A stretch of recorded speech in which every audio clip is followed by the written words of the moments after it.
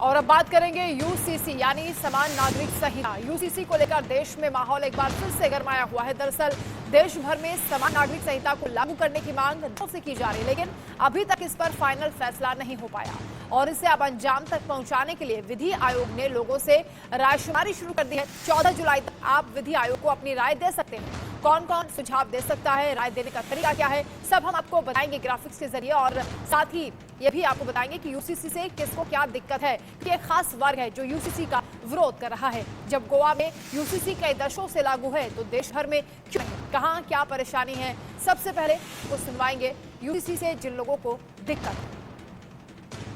एक बार फिर uniform civil code की बहस पूरे मुल्क के अंदर एक बड़ा मसला बनी हुई है। लॉ कमीशन की एक तजवीज़ जो मंजर-ए-आम पर आई है, जिसमें ये बात कही गई है कि यूनिफॉर्म सिविल कोड के सिलसिले में तमाम स्टेक होल्डर से और तमाम मुख्तलिफ तबक़ात से ताल्लुक़ रखने वाले लोगों से बात की जाएगी, सर्वे किया जाएगा। लेकिन हम फिर वही बात कहते हैं कि सिविल कोड या यूनिफॉर्म सिविल कोड हमारे मुल्क का मसला नहीं है और ना मुल्क की ज़रूरत है। हमारे मुल्क की जो बुनियादी ज़रूरतें हैं, सरकारों को उन तमाम ज़रूरियात की तरफ तवज्जो देने की ज़रूरत है। यूनिफॉर्म सिविल कोड ऐसे मुल्क में जहाँ मुख्तलिफ मज़ाहिब के मानने वाले हों, मुख्तलिफ धर्मों के मानने वाले हों, मुख्तलिफ ट्रेडिशन को फॉलो करने वाले हों, ऐसी जगह पर अगर यूनिफॉर्म सिविल कोड की बात की जाएगी तो मुझे लगता है बेमौका और बेमहल गुफ्तगू होगी।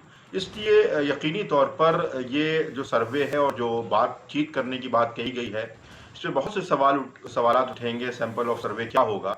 लिहाजा मेरा यही कहना है कि मुल्क की ज़रूरत कतई तौर पर यूनिफॉर्म सिविल कोड नहीं है और इस पर लॉ कमीशन को या किसी भी सरकारी इदारे को यकीनी तौर पर वक्त ज़ाय करने की ज़रूरत नहीं है।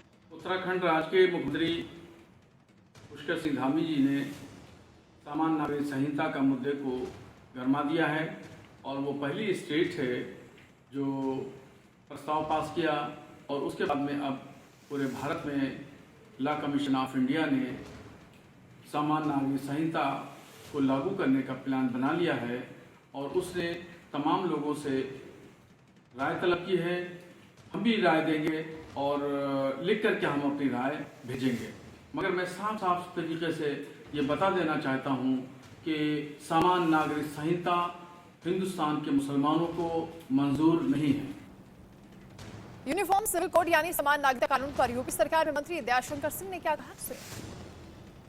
दारुल उलूम देवबंद ने अपने जो उनके जो मदार चलते हैं उसमें उन्होंने आदेश दिया है कि अंग्रेज़ी या कोई और भाषा वो नहीं पढ़ेंगे बच्चे, जो उनकी अपनी दीनी तालीम है उसके अलावा, और जो ऐसा करता है उसको वो सस्पेंड करेंगे। तो इसको लेकर क्या करें? देखिए, दुनिया बदल रही है और दुनिया के साथ सबको बदलना चाहिए। आज जो है टेक्नोलॉजी का ज़्यादा इस्तेमाल हो रहा है और मान लीजिए जैसे मैं अपने विभाग की बात करूं, आज टेक्नोलॉजी के माध्यम से हम लोग जो है घर बैठे लाइसेंस बना दे रहे हैं। पहले हमारे विभाग में आके चक्कर लगाने पड़ते थे। आज कोई भी व्यक्ति अपने कंप्यूटर खोले, आधार कार्ड से लिंक हो और एग्जाम दे और उसका जो है लाइसेंस उसके घर में बन जाता है, फीस भी ऑनलाइन जमा कर दे। तो यदि वो अंग्रेजी नहीं जानेगा तो कंप्यूटर कैसे चला पाएगा? तो आप उसको रोकना चाहते हैं उसके विकास से। भाई आप जो है जो धार्मिक चीज़ें अलग है, उसका सम्मान है, लेकिन एक आज पूरी दुनिया ग्लोबल हो रही है। आज हर आदमी पूरी दुनिया को अपने मुट्ठी में करके रखा है, उसके मोबाइल के माध्यम से, टैबलेट के माध्यम से, कंप्यूटर के माध्यम से। तो आप उनके विकास को न रोकिए। यूनिफॉर्म सिविल कोड पर मचे घमासान के बीच हमारे संवाददाता ने यूपी के कैबिनेट मंत्री जयवीर सिंह से खास बातचीत की। सुनिए। सर, जिस तरीके से अभी यूनिफॉर्म सिविल कोड बातें अब जाहिर हो रही हैं और ये कहा जा रहा है कि 30 दिन के अंदर इसका प्रस्ताव और सुझाव भी दे करके और इस पे भी अब एक कानून बनेगा, क्या कहना है? निश्चित रूप से स्वागत योग्य कदम है और बहुत प्रतीक्षित है। काफी समय इसको लागू हो जाना चाहिए था, लेकिन आदरणीय मोदी जी को बधाई, भारत सरकार को बधाई कि इसको अब गति देने का काम किया है। निश्चित रूप से पूरे देश के लिए, पूरे हर समाज के लिए, हर धर्म और वर्ग के लोगों के लिए यूनिवर्सल सिविल कोड लागू होना नितांत आवश्यक है, ऐसा हम सबका मानना है। सर, लेकिन समाजवादी पार्टी लगातार ऐसे भी एलिगेशंस लगा रही है कि अब चुनाव आने हैं, इसीलिए सरकार जाग गई है और ये सब सूझ रहा है सरकार। देखिए, आजकल प्रतिपक्ष जो है, विपक्ष हर निर्णय में, हर बात में केवल वोट की राजनीति को लेकर के अपनी कमेंट देता है। मैं समझता हूँ इस क्रम का सारे राजनीतिक दलों को स्वागत करना चाहिए। सब लोगों की मांग है, समाज की मांग है और देश की मांग है ये, और देश हित में, राष्ट्र में बहुत महत्वपूर्ण और आवश्यक है कि ये सिविल कोड को लागू होना ही चाहिए। यूनिफॉर्म सिविल कोड को लेकर कांग्रेस नेता प्रमोद तिवारी क्या कुछ कहा है, वो भी आप सुनिए।